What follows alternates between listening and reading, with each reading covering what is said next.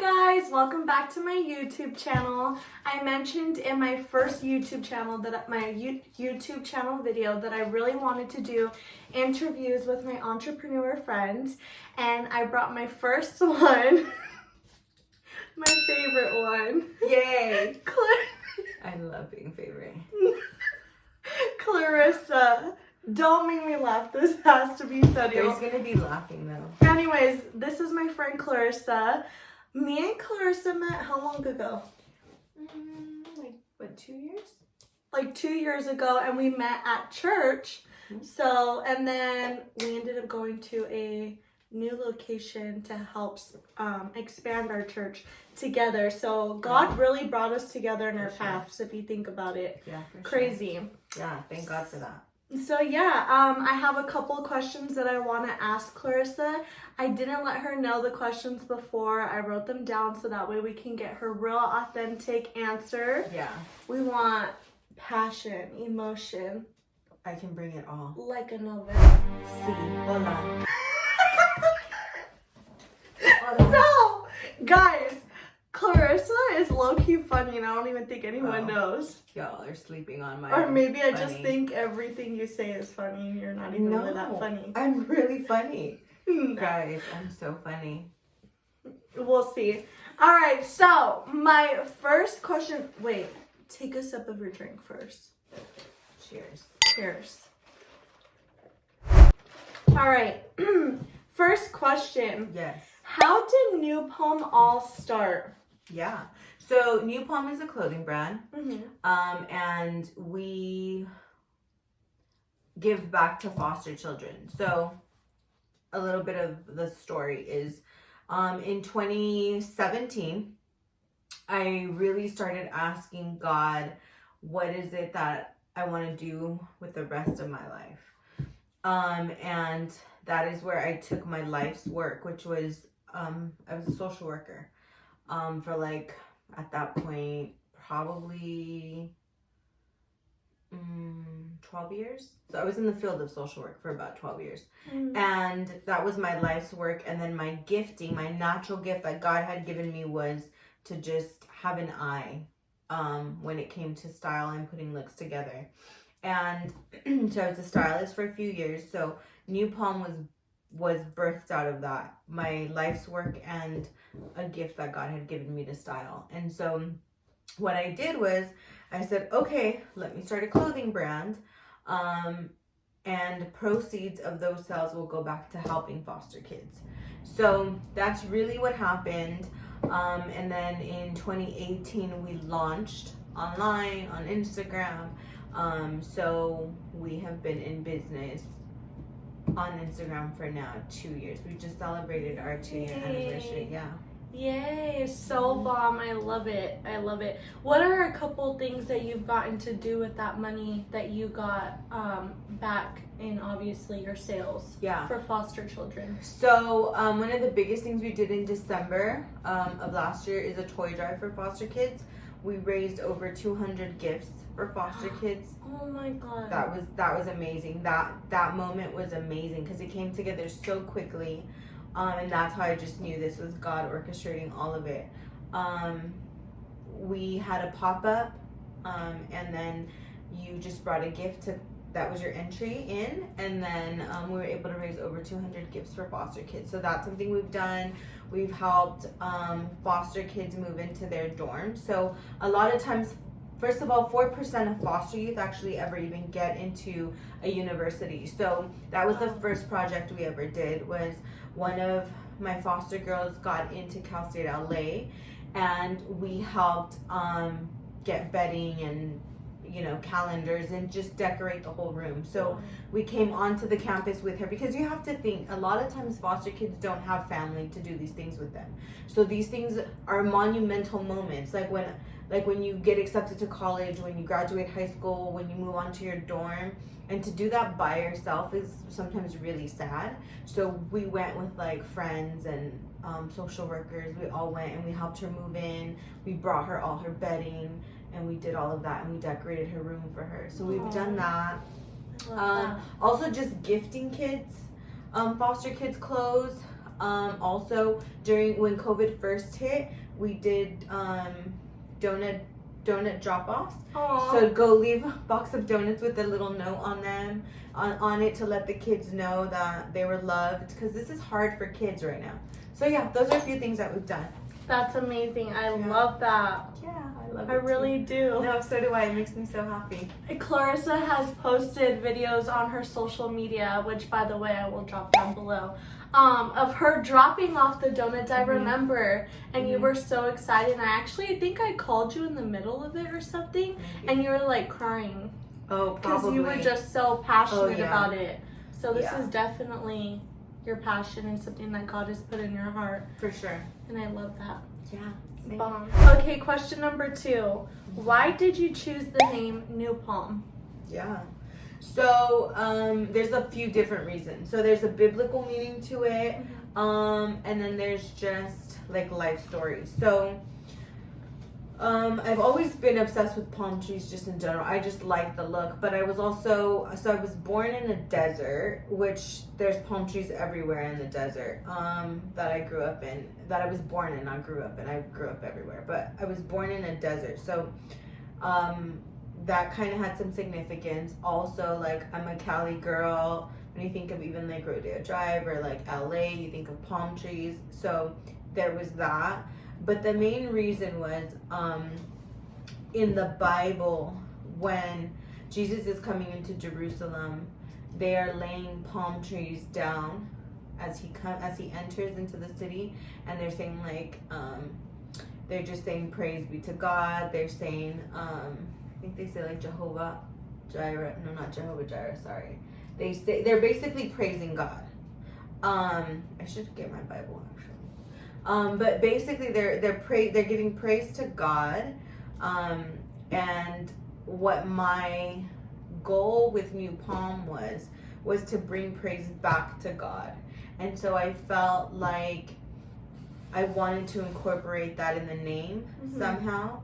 And so that was part of it. And then the word new, it was going to be called Black Palm because I'm obsessed with black. Like, that's all I ever wear. Yeah. And so I was going to name it Black Palm, but that name was taken. So I was talking to my mom one time, and she said, what about the word new? Because I was going through a transition in my life, and there was a lot of new things that were happening. It was a new beginning for me, a new start.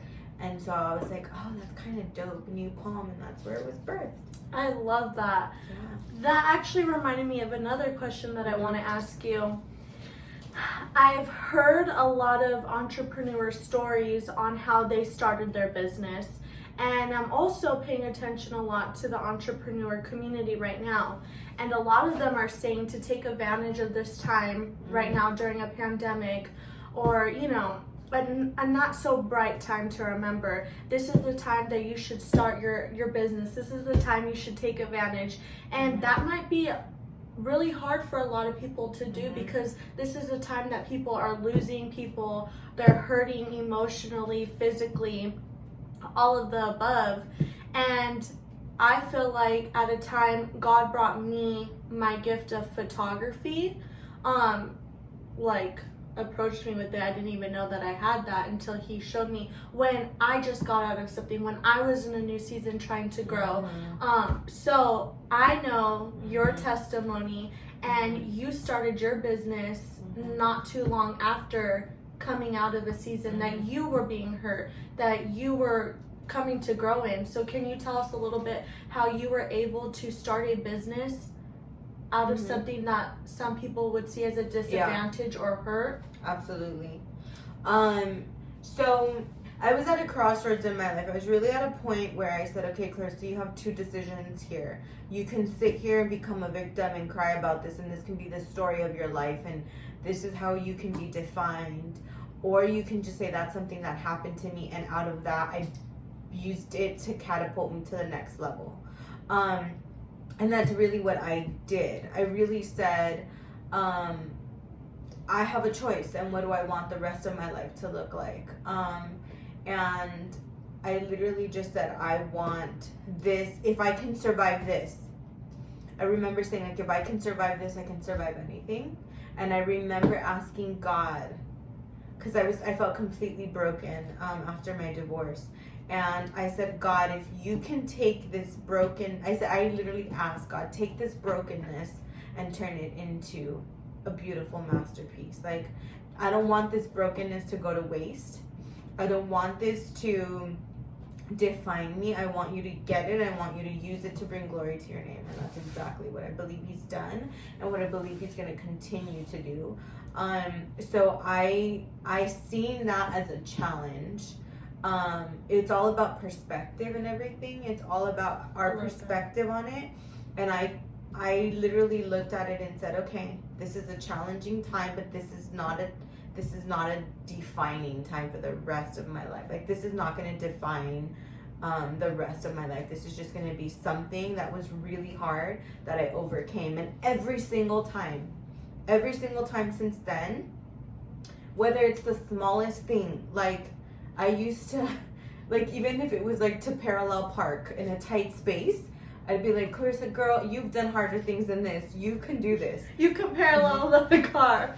If you can survive that, you can do this. And literally I've used that for everything in my life now. Like, I stop and I think about the things I've like survived and thrived, and it reminds me that I can keep doing it, and I can do the next thing, the next big thing, the next scary thing. Yeah, that's amazing. I love that. I really do. I love everything. I love everything about Clarissa's testimony, and that is why I wanted to interview you, not just because you're my friend, but because you were able to turn your brokenness into something new. Yeah. And build something out of it, something that's going to benefit other people and help people. And also, you're able to do that with your passion, and that is Clarissa, by the way, is also a stylist. So not only does she have New Palm, her clothing brand, but she also does styling. How did you start doing styling? So it started years ago. It was kind of like I was the friend who all the friends would like, it's like, girl, we're going to a party, I need you to tell me what to wear kind of thing, right? It started really just something like that. Or like, oh, prom, Clarissa, what do we wear to prom? Going to homecoming.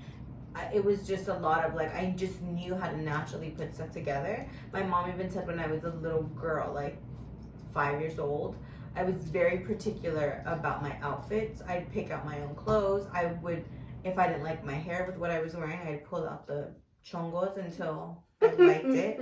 So I've been really particular about that, and I've always just kind of known what I like. And so it was a natural gift, a natural ability. Then I would get complimented all the time at stores, anywhere to go. But the real kind of defining moment was about 10 years ago. It was Crystal. Shout out to Crystal. Yay! We love you. Yeah, love Crystal. And Crystal needed to go to a red carpet event with Jason. It was like some NFL event, I think, and she needed something to wear. And she was like, Clarissa, oh my God, I love the way you dress. I love your style. Can you help me find something to wear? She's like, have you ever thought about being a stylist? Wow. And I was like, oh, no. So literally that was my first paid job. Like, I went, found a dress, found the shoes, whatever. She paid me the money for the clothes. Stop. Pause right now. Like an aha moment. You know, Clarissa was my first... Clarissa? Crystal was my first paying client for photography. I didn't know that. Crystal! We love you, Chris. Listen, I really do feel like God gave us divine appointments. Like, look how we were, like, low-key connected. We found that out right now. Just found that out. Yeah, for sure. Bomb. That's crazy. So, yeah, Crystal was one of my first, and then from there, it just kind of kept growing. And I think, actually, before that, I had done a music video for friends. I had done a few other things. That is so cool. I love that. Yeah. My next question is, who is it that you look up to in the styling community or industry? Okay, so Rachel Zoe was like one of the first stylists that I was just like obsessed with. And who is she known for styling or? Oh God, she's done so many people. She does a lot of actresses. But what I loved about Rachel Zoe is a stylist, but then she became a designer as well. So that's what I really, really loved about her. And I think that was super inspiring because that's what I did. I styled for 10 years, then I started to like get into design. So she's one of my faves. And then I'm obsessed with Monica Rose. And who is she known for? Because I don't know any of this. So, like, the ones that, like, Monica Rose is really known for styling, like, Chrissy Teigen and John Legend. Okay. She's also really known for styling, oh, God, I love her. What's her name? Shay Mitchell. Yes. Obsessed. Shay Mitchell. She's known for. We love her. Yeah. Those are the two main ones. Like, Rachel's literally done everybody, so I don't even know where to start because she has, and not saying Monica Rose doesn't, but I'm just saying we'd be here all night for Monica. Don't worry. No, Monica's Faye gold. Yeah, she's gold. Like I need to work with Monica Rose. Okay, love. All right, so next question is, what's the biggest setback that you were able to learn from in your business? Whether maybe you thought in that moment, oh, I failed big time, or this did not go as planned. What did you learn from that? Yeah. So when I was designing, I literally had no clue what I was doing. No clue. Like, I literally tell people, I will, like, one day when UPalm blows up and everybody's wearing UPalm, like, I will sit here and be like, there was literally a level of naivety. I don't know if that's a word, but, like, being naive. Because I had no idea what I was getting into. Like, when I look back, I was like... She said, we're starting a business, now what? Where do I go? What do I do? I don't know anybody. I've never done this. I have a degree in psychology and a minor in criminal justice, not in fashion. Like, this is just what God has gifted me with. Yeah. So it was literally, like, I remember going to, like, my pattern makers, and they were just like, do you have a tech pack? And I was like, Googling tech pack. Like, Pierre. No idea what a tech pack is. And they were like, what? I was like, I just showed up with the shirt that I had some lady out of her house sew for me. It was a sketch. That sketch right there at the bottom. They can see. Oh, yeah. The sketch at the bottom. I showed up with the picture to a lady's house and fabric. I said, make this. Yeah. Swear on life. And so she made a sample. Yeah. And then from the sample, I had to go take it to, like, my pattern makers. And they were like, I just showed up with the shirt. Like, no idea. So, of course, I mean, my God, it almost took 8 months before I had all the pieces, which for, like, 2 designs or whatever, like, it should never take that, like, now I know it should never take that long. But, yeah, that was probably the biggest thing, like, just so many issues with the whole design process. And I was like, what the heck, thousands of dollars at this point. You're like, I've invested all this money. Should I just get out of it? Should I just stop it? Like, let me just not finish. Because it was just time consuming, so many mistakes, so much money. Yeah. So yeah, that was probably the biggest setback, was my first design. But I mean, that just proves that you definitely have to start somewhere to just, like, learn. Oh yeah, you have to. 100%. Yeah. Okay. So me and Clarissa, this is my next question. Me and Clarissa actually went to a Grow conference with our church. Who runs Grow conference, by the way? Do you know? Like, it's a specific church, right? I don't think they're a church. Or they're like what would you call them? I think they're just like an organization. Like an organization. Yeah, I think it might be like an organization that teaches churches how to I'll grow. definitely put their Instagram here too. And our pastor actually invited us to it, and I just felt like we were definitely supposed to be there. Girl. I was crying the whole time. And Clarissa was there with me, and we're like, what the heck? Because they were just talking about having dreams, and goals.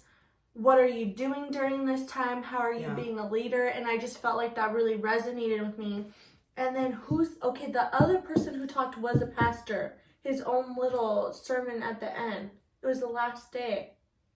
John Maxwell? Yes. Oh, well, he's not a pastor. What is he? He's an author, a speaker, like one of the greatest. Yes, there we go. John Amazing. Maxwell. Like, literally started crying on that too. I was crying the whole, if you don't listen, I just cry about anything. Because I'm just passionate and I feel so deep about this. Like, it's just like, whoa, no one ever talks about this.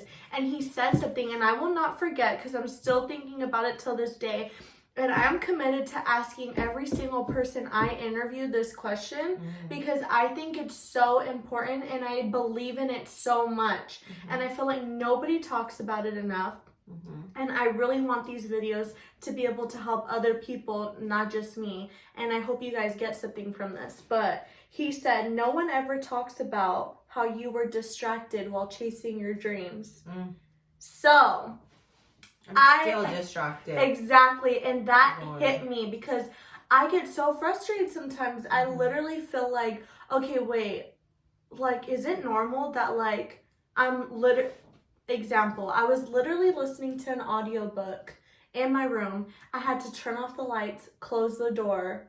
Oh, wow. Like, I cannot have no distractions because I'm a visual learner and I'm not even reading the book. So I had to listen and really focus. While I'm listening, I'm thinking about new projects to start. I'm thinking about inventions. With what? With what money? Am I going to be like creating this? But I'm not even kidding. Like, this is how my mind works. I'm thinking about the next photo shoot I'm going to do. Things like that. I'm always getting distracted. So I want to ask you, what has distracted you on your path and your road to your creating your business and becoming the entrepreneur that you are? What are a couple of things that you're like, I was distracted by this and this is how I was able to get out of that? Okay, so let me I still struggle with distraction. I just seen a spider and I'm already distracted. My friends will tell you they're like, squirrel, like I'm literally... That's literally you. That's me. I feel like both of us are the same like that. Yeah, which is a good time. It's hilarious. It really is. But it's not good for business. Period. Yeah. So, here's the thing. So Instagram is a huge distraction. Even to this day, it is for me. And it's, as a business owner, it gets tricky because it's like, oh, I'm doing business, which we are. I'm not lying. Like my website is on my phone. I do Instagram posts for my story, for my page and the business. Like, there's a lot, right? Postings, responding to people, because a lot of my clientele is through Instagram. So, but then when I'm like, yo, an hour's passed and I wasn't responding to anyone right now, I'm just scrolling and laughing. Like, that's a huge distraction. But what I will say is, men can be a distraction. So I'll speak to that and how I've been able to, what was the question, to overcome that? Yeah, to overcome that. So I'm a single woman, and when you are single and trying to run a business and pay your bills and do everything else, and still I had a job. As I built my business, I was a full-time social worker. So I was building my business, full-time social worker, single, dating, like trying to date, all of that.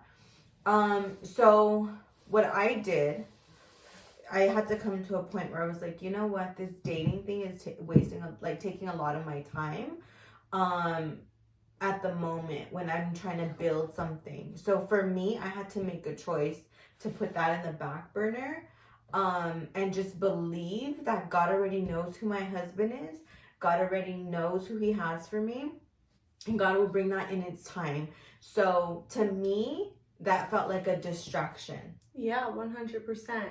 And the Instagram thing, I know that you actually gave me a tip with how you have, I guess, managed your distraction from Instagram. I don't know if you remember, but you don't get notifications on your phone. So can you tell them what you did for that to help you not be distracted as much by Instagram? So I never even knew that you could set notifications on Instagram or whatever. I think they probably asked you when you first download it, but that was years ago for me. So I don't have any the only notifications I have on my phone is my Bible verse every day, all the money ones, Cash App, Zoom, ding ding. Period. That's it. My website, ding. My business email, not even my personal email. Which, sorry everyone, because if you email me there, I probably don't really see it. Yeah. So my business email. So Bible, money, business.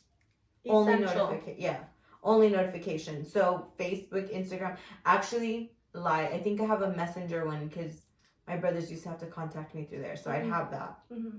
But even then, like, I'm never on that, so I've never had notifications for social media on my phone, which does help, I guess. And I love that. I feel like that can be so useful for people who do get distracted easily by social media. I know I'm one of them. Fun fact, I really don't even like social media, but a lot of my business comes through social media.